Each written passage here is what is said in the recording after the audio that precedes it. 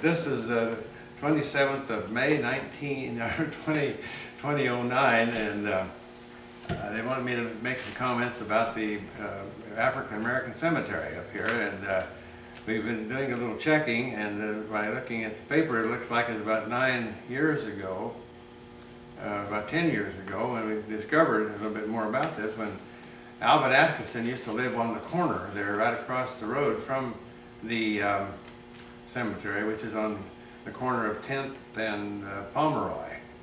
And by looking, when you look out across the lot, a vacant lot, you'll see some different colors of grass. The real dark colors happen to be where the graves were, because that ground was disturbed, and therefore it took on a different color.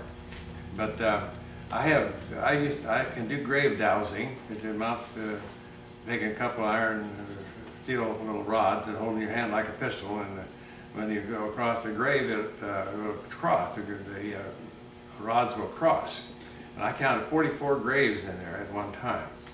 And when Mr. Atkinson was there one day when we were talking, when he brought out the fact that his mother used to play the organ when they had a black funeral.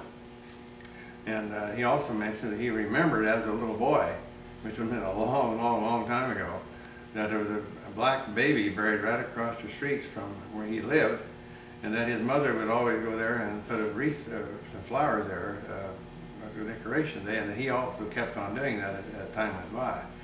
But the little baby was right across the street, and they put a little cedar tree, planted a little cedar tree at that time, and I took that cedar tree is great big now, and I took my dowsing rod and went over there, and sure enough, they showed a grave right there by that cedar. And at the turn of the century, we had almost 100 black people here in town, so the thing that intrigues me about the whole thing is that you wonder whether or not whether the black people wanted to be buried by themselves in a different cemetery, or whether the white people would let them be buried here at this other cemetery. We'll never know for sure. And the sad part of this story is that one of the earlier morticians destroyed a lot of the records that would have given us some information about the black cemetery. And about 5 or 6 years, 7 years ago, Jim Flower, who used to, before he went to work for the city, offered to dig one of the grave sites, and which he did. A whole bunch of people came there from all over. I don't know how many were there, but a lot. And we found one item that made it look like, it sure did look like a part of a finger. It had the joints and everything, and we very carefully took care of it so it didn't get disturbed, and we very carefully got it down to the proper place in Kansas State College where a PhD was supposed to be taking care of it, and it broke all to pieces, and he said, well, it wasn't a finger anyhow, and he threw it away. We would have liked to have gone down and bounced him one, but of course we didn't. But we never have dug anymore because it's been so many, way over 100 years when most of those people are buried there. But anyway, the reason that there's nothing left there, the stones, is because some guy decided years and years ago, and we don't know who that was either, decided to make a hog pen there. And he picked up all the stones and hauled them off and dumped them in a ditch somewhere. And we don't have any idea where that was. I'd love to know where they were, where these stones were buried, but they were ditched, to put in a ditch. But they probably would be deteriorated bad, and might not be able to even tell what the dates were. But some guy made a hog pen there, and it's really sad deal. But it makes you wonder how many times that we miss something like that. But I think Alvin Atkinson is the one that kind of got us started on that. Dowsing graves is similar to dowsing water. You use these rods and where it crosses, that's where the grave is, when you walk around. Well, I learned to do this out at Alcove Spring a number of years ago. And a fellow from Junction City came up along with a lot of other people on Sunday afternoon when I gave them a tour. And we went over where I'm quite sure Mrs. Keys is buried out there. And he said, will you get a couple of iron or steel coat hangers, and I'll show you where she's buried. Well, we found somebody had a couple of them, and we fixed them up and made a couple of pistols out of them, long rods.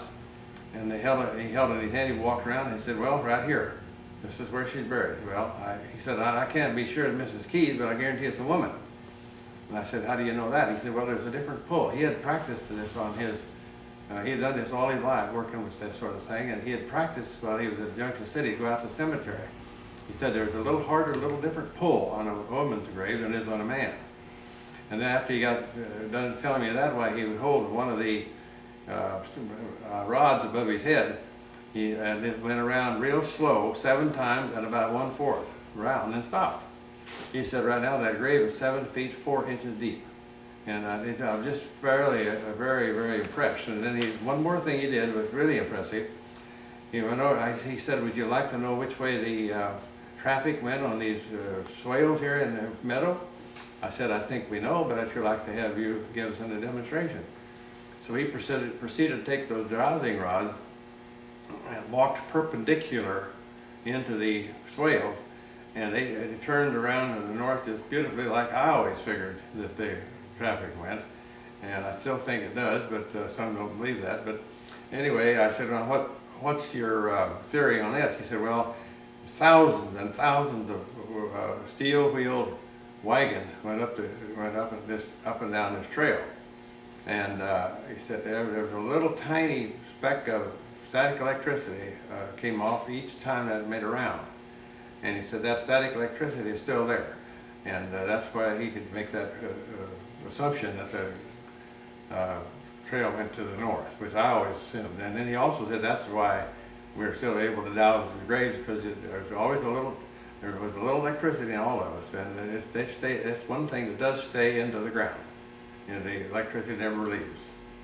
Everything else does, but not the electricity. Making a difference how many years it's been since the body was buried. That's about all I can tell you as far as the history of the Black Cemetery, and also the dowsing situation. So hopefully that'll be some help to the information you might need.